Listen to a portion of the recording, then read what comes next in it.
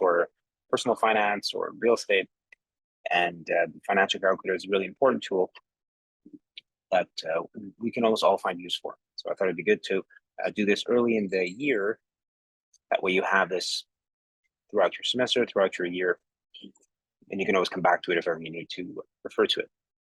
For those of you wondering what Easy Grades is my new Florida-based business where we help university students, particularly in South of Florida, at the University of Florida and the University of South Florida, with their courses. We've made this available to all students, whether you're from Florida, I see some students from Florida, whether you're from Montreal or Texas. Right, the financial calculator is a universal tool that you'll all use. The first thing I want to go over is just certain things you want to do on the calculator to set up the calculator correctly. I just open up the calculator. You guys can go ahead and grab yours as well. Okay, I'm just resetting my calculator to factory reset to see what it would look like if I were just opening it for the first time. The first thing you want to make sure you have are your correct decimal places. So by default, the calculator will keep 2 decimal places when you buy it, or when you do a factory reset, and 2 decimal places is not enough in most cases. So if you want to change that, press second format. Format is at the very bottom on the decimal key. And you see here it's set to 2 decimal places. So if you wanted to set it to, for example, 8, you just have to press the number you want. So I want 8 decimal places. And then enter at the top, save that. Okay, so now if I did 1 divided by 3, for example, you can see that I have 8 decimal places. Great. So I would keep it, a 6, at least 6, 7, 8, depending on the context you're in, but 2 is usually not enough. The next thing would be to change the calculator's order of operations. So when you first buy the calculator will use what's called a chain calculation method. That means is if you were to punch in, for example, 5 plus 8 times 2, 5 plus 8 times 2, you get 26, which is technically wrong, right? We know that in reality, the order of operations says that this is actually 5 plus 8 times 2, which is 16, right? So the calculator should have said 21, but it doesn't do it that way. The calculator uses chain calculations, which means it calculates in the order that the values were punched in. So if you want to switch the calculator's setting to actually use the order of operations, you can press these keys here. The second format.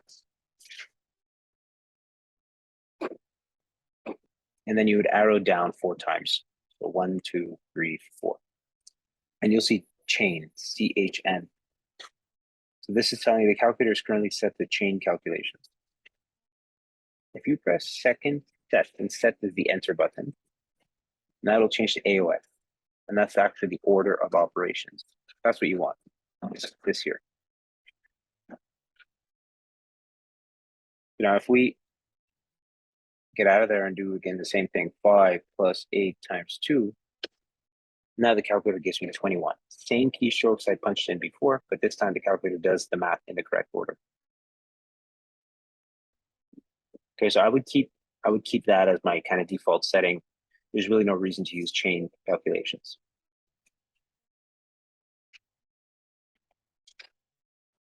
Okay, the next thing I want to show you guys at the bottom is how you toggle between end and BGN.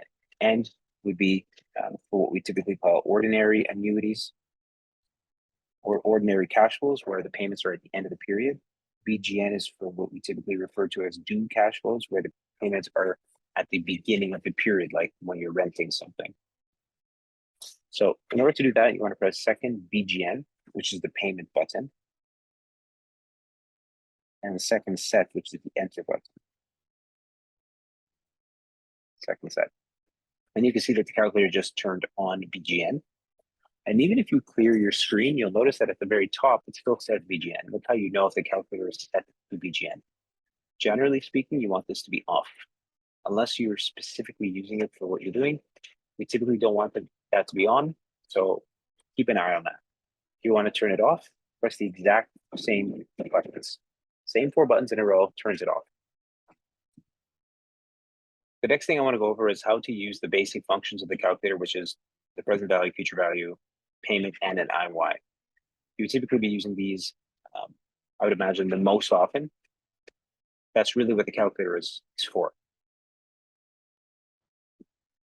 So there's a couple of things you want to know about the calculator. In terms of actually entering a number, you first want to enter the value and then you assign it to a variable. The order you punch them in doesn't actually matter. And if you make a mistake, you can just correct the one that was wrong and continue your work. You don't need to restart. It's very important to remember that your outflows should be entered as a negative number and your inflows as a positive number. And if you don't do that, very often your calculator will say error 5. Error 5 is the way your calculator tells you that you forgot to tell me inflows and outflows, and so we cannot give you an answer. Very important that if you have an outflow, you actually enter that as a negative number. So I'll show you with the example here. Over here, you have a list of what everything means. So present value, future value, payment, N is the number of payments. IY is the interest rate per year. CY is your compounds per year. PY is your periods or your payments per year. So for example, you have $1,000 in savings today, and you're going to add another 100 each month. Well, this is a negative number because you're giving $1,000 to your savings account as an outflow from you to your account, and you're going to add another 100. So every month thereafter, there's going to be another $100 outflow. So on the calculator, I would enter 1,000, and then to make it negative, you press plus minus at the bottom and assign it to PV. 100 negative, assign it to PMT. So I entered my $1,000 initial amount, my $100 payments. 60N, that's the number of payments. 8 IY is the interest rate. And now I need to tell the calculator that I'm paying monthly, right? Because I have monthly payments, I'm going to set my PY to 12. And because I have monthly compounds, I'm going to set my CY to 12 as well. So the way to do that is by pressing second PY, which is the IY button. And I'm going to enter 12, enter, down, 12, enter. Okay, so now both my PY and CY are set to 12. You can clear to get out, compute future value. And you should get 8,837.53. If you got error 5, then you forgot to put your negatives. If you got a different value, you may have only remembered to put 1 negative. So if you're getting anything different, I would restart this question and try punching in the same things again to see where you were from. When you're done, I would reset PY and CY. And to do that, you press these 4 buttons. Second PY, second clear. And now we'll reset them back to 1. So the recording stopped when it started again, in case you guys are wondering. So cash flow, right? You open the cash flow and now you're going to see CF0. This is basically cash flow times 0. And in our case, we have nothing, right? There is no cash flow at time 0. So you can see that I said, just leave that as 0 and scroll away from that, go down. And now you want to enter all the cash flows. Now the way it works is you want to enter the value first. So the first cash flow is 100. So 100, enter to save it. Okay. Then you arrow down. F is frequency. So you tell the calculator how many times in a row you're getting that payment. In our case, we're getting it 4 times in a row, right? So that would be a frequency of 4. So 4, enter. Then you go down. The next payment is 200, right? The next cash flow after that is 200. So 200, entered. And it also has a frequency of 4. So 1, 2, 3, 4. 200, enter, down, 4, enter. The next one, if you go down again, is a cash flow of 300, enter, down. Frequency this time is only 2. So you see what I've done here? I've just given the calculator all the information. I said, these are all the cash flows in the correct order. Okay, now the calculator has information. If you want to find present value, press NPV. So right beside the cash flow button, you'll see a net present value button. NPV.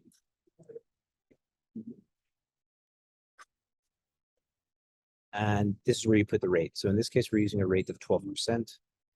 You press 12, enter. Down, compute. And you should get 894.57. So this is the fastest way to deal with these cash flows where there are maybe multiple different cash flows, you know, in the same case, or where they're all different. It takes you only a minute to deal with something like that. Okay, so I would encourage you guys to work this into your work, even as like a second way, because I know that if you're taking, let's say, a finance class, you would see this as 3 annuities, and these are technically three annuities, right? But you don't have to solve it like that. The calculator can do it all in one shot.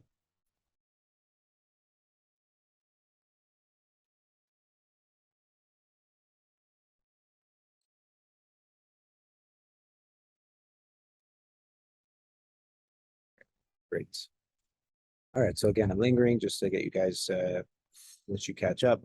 Make sure you got to the same number. Were you able to get to the same number, 894.57-ish? I get 63,408. Okay, so that tells me this is actually an important point. It could be that in your cash flow, it could be that you've already used it, and in your cash flow, there might be some data already stored there. What you should do when you start a new question is when you start cash flow, press second clear. As soon as you get in there, second clear. In case there's something stored in there from the previous time you used it, you want to get rid of it. Like say now, for example, when I open cash flows, the next time, like I can turn my calculator off, leave it for a month, come back, and in my cash flow, if I go down, all this data will still be there because I didn't clear it. So that might be the issue if you're getting a wrong number. There might actually already be data in there from the last time. So what I would do is second clear. Now you wiped it out. Now if I go down, there's nothing there. And I'm sure that now if you did it, you'd probably get the right answer.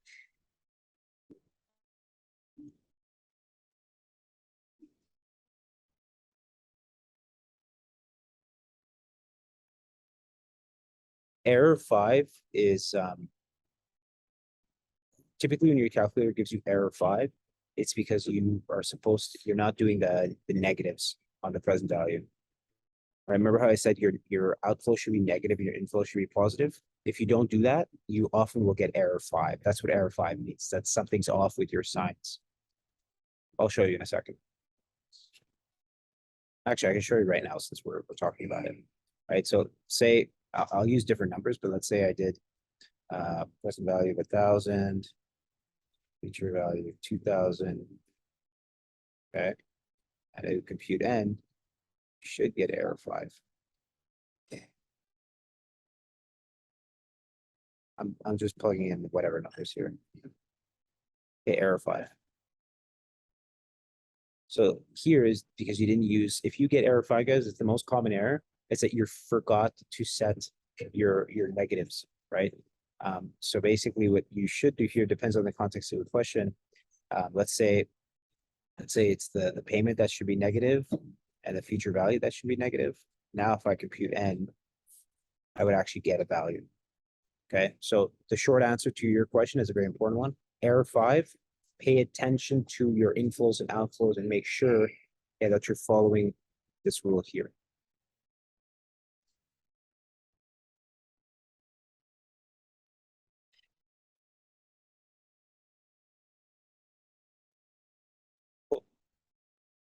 Okay, great. So we did the cash flow function, super useful. I'm sure a lot of you guys will find use for it. Even early in the semester, late in the semester, depending on the class you're taking. This has many other functions. Great. Okay.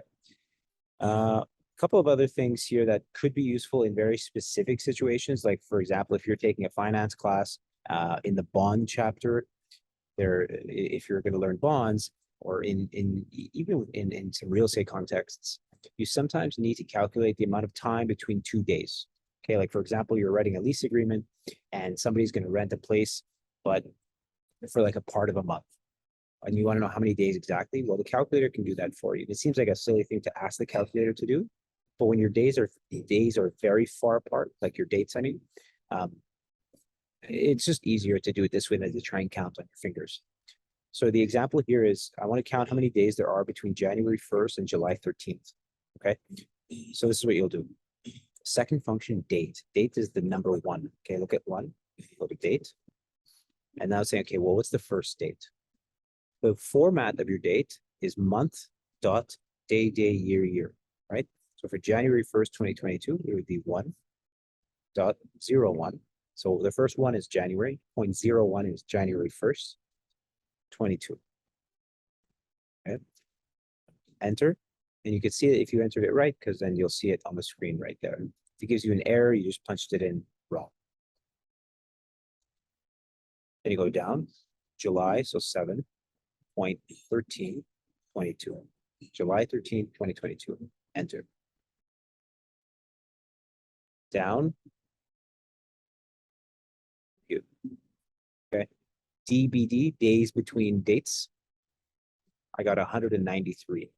So 193 days between January 1st and July 13th. Or from January 1st till July 13th, it's 193 days.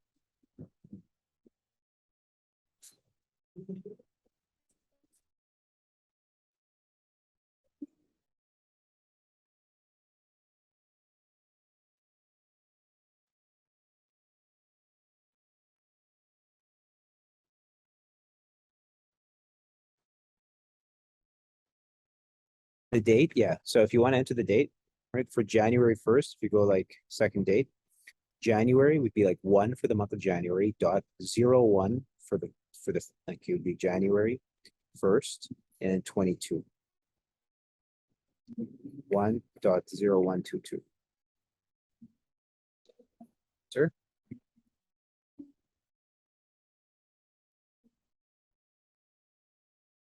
Is that what you did?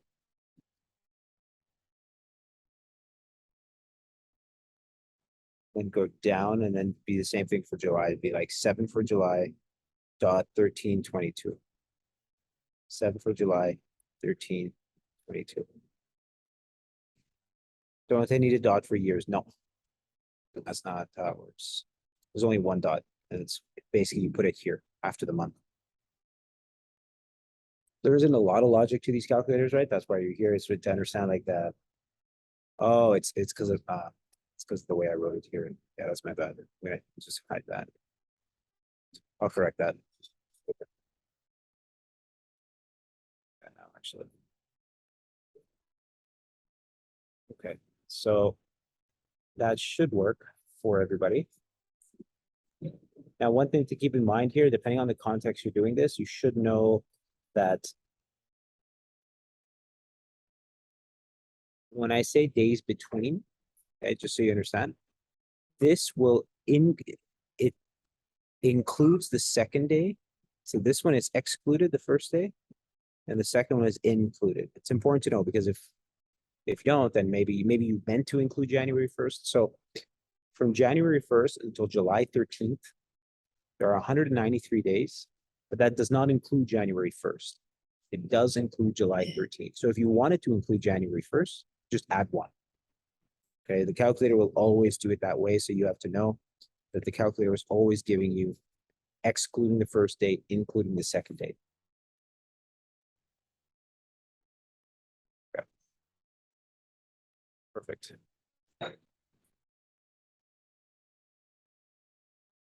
Great. The next thing is to calculate an effective annual rate.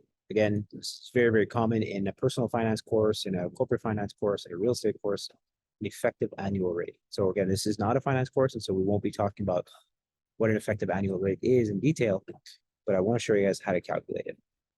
So very quickly, an effective annual rate is an actual interest rate that takes into account your compounding. So if you're told that you have 10% interest compounded quarterly, okay, well, I want to know, well, what does that truly mean? 10% compounded quarterly.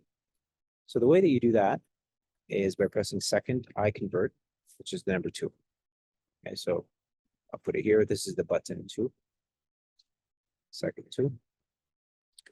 And nom is your nominal rate, which depending on your class, you call it a nominal rate, you might call it an APR, you might call it a QR. Okay, that is your annual percentage, so 10, enter. Then you go up.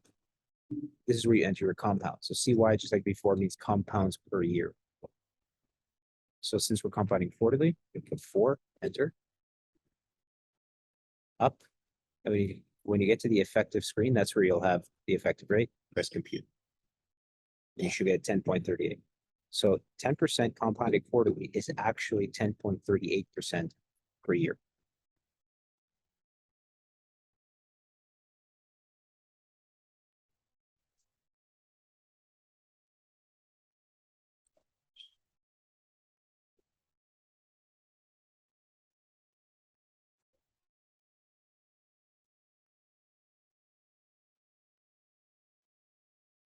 Great. So that's how you find the effective rate. And if you wanted to go backwards, you could. Like you can, the same way that I did this, I could plug in an effective rate and find a nominal rate. Okay, I don't have it written here, but like, let's say the effective rate was 11%, right? Well, I would enter 11, enter, save it, and I'll keep the compounding as 4, just make it simple. And then you would go to nominal, press compute. So I wrote here, this is how you get an effective rate, but it's how you get from an effective rate to a nominal rate and back. So if I have the nominal rate, plug that in to get the effective. You have the effective rate, plug that one in to get the nominal. So you can switch back and forth.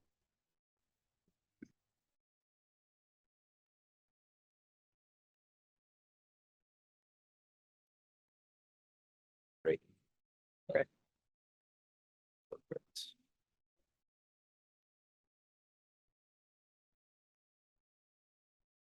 Okay, so the last part of the workshop that I wanted to go over with you guys is how to use the loan amortization function.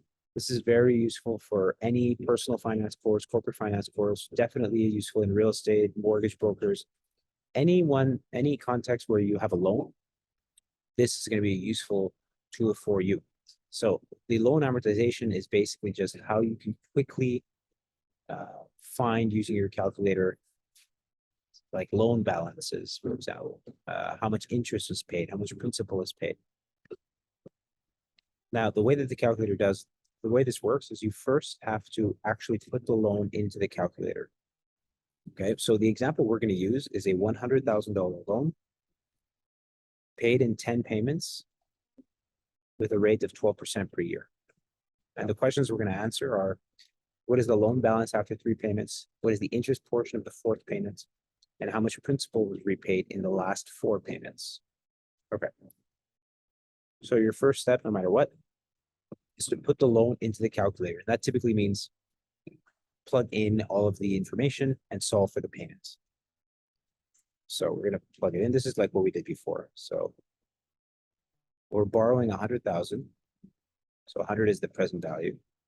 Again, it's not we won't get into the details of it, but when you borrow money, the loan itself is the present value because you're borrowing the money initially today, and you're going to pay it back later. Yeah. Are you sharing your screen right now? Because we can't see. Yeah. Do you guys not see my screen?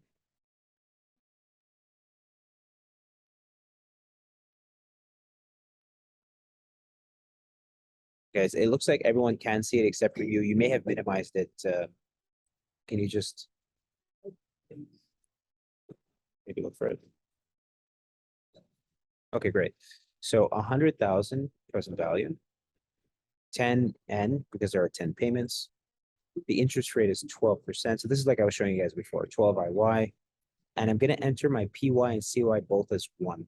You don't actually have to enter them as 1 because by default they're set to 1, but I still have it there as good, for good form. So these should both be set to 1.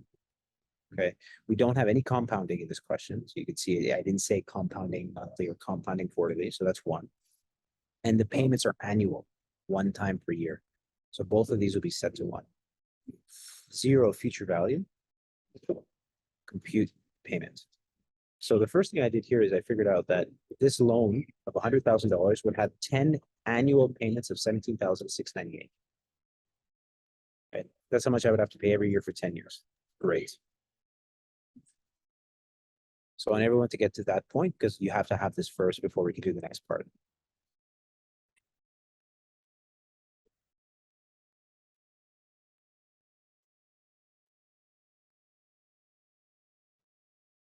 Okay, great. Now, to use the loan amortization function, you have to press second amort, which is the present value button. Okay, second amort. This is the PD button. Okay, so now depending on what we're looking for, you kind of use it a little bit differently. If you want to know the loan balance, meaning how much you still owe after a certain number of payments, you don't need to touch P1, but you should make P2 the payment, the number of payments you've made, basically. So P1, I'll just leave it as it is. I'll go down to P2. I'll press 3, enter, enter to save it. And then if you go down once, that's your answer. After making 3 payments, you would still owe $80,771.26. You got error 2. Was your P1 set to something else? You typically will get error 2, let's say, if your P1 is higher than your P2. Okay, so I would just, if your P1 was set to something else, I would just set it back to 1. Okay, so you can see here, I'm just going to make this 1. Okay, I'll make a note. Error 2, if ever you guys see error 2. Okay, it's because, so error 2 happens when P1 is greater than P2. The calculator cannot deal with that. So just switch it to 1, switch this to 3. Now it should work. Okay, for balances, guys, when you want to know how much you owe, P1 doesn't matter, but keep it at 1 to avoid this error 2.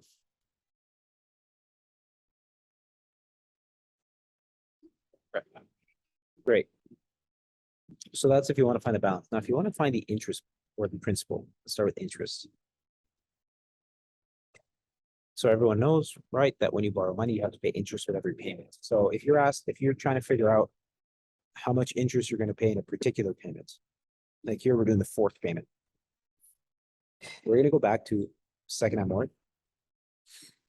And if you want to know for a specific payment, okay, this is only the 4th payment. Okay, when you want to know information about a specific payment, your P1 and P2 should both be set to that value. So 4 as P1 and 4 as P2. Okay, so when it's only 1 payment, your P1 and P2 should be set to the same thing. And then I'm going to scroll down 3 times to get to interest. So 9,692.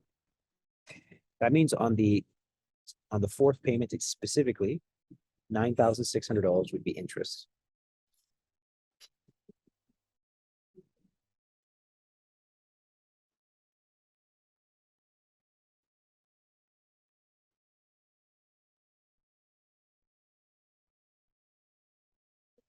Okay, great.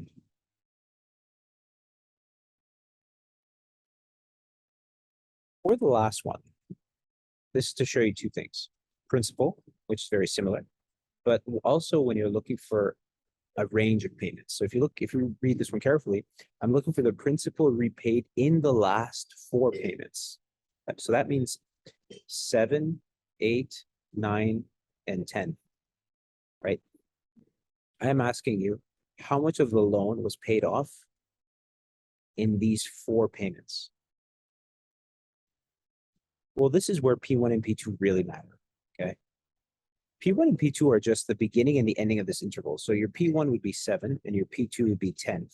And by doing this, the calculator understands that you're asking it about every payment from the 7th to the 10th. Let's try that, okay? We're gonna go back to P1. It's 7, enter. Down, 10, enter. So now my P1 is 7 and my P2 is 10. And you go down to PRN for principal. you get 53,756. So that means in those last 4 payments, you paid off $53,756 of your debt, right? The principal, very quickly, is just how much of the debt you actually paid off in that time.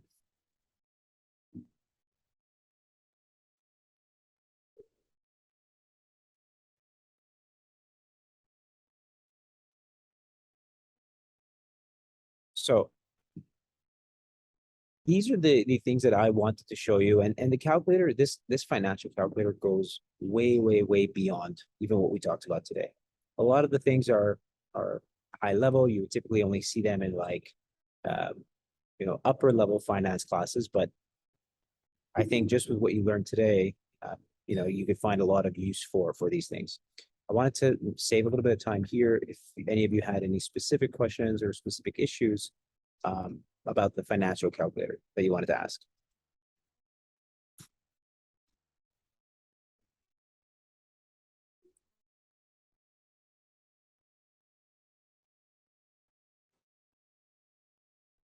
Okay. Cool. So that's it. Short session. It was really just to start your Sundays off with something productive. Like I said, I'm going to post this on my YouTube today or tomorrow. And if you have any questions, you can always reach out to me. You can leave a comment, and I'm happy to help you out. All right. Enjoy your Sunday. Bye, everyone.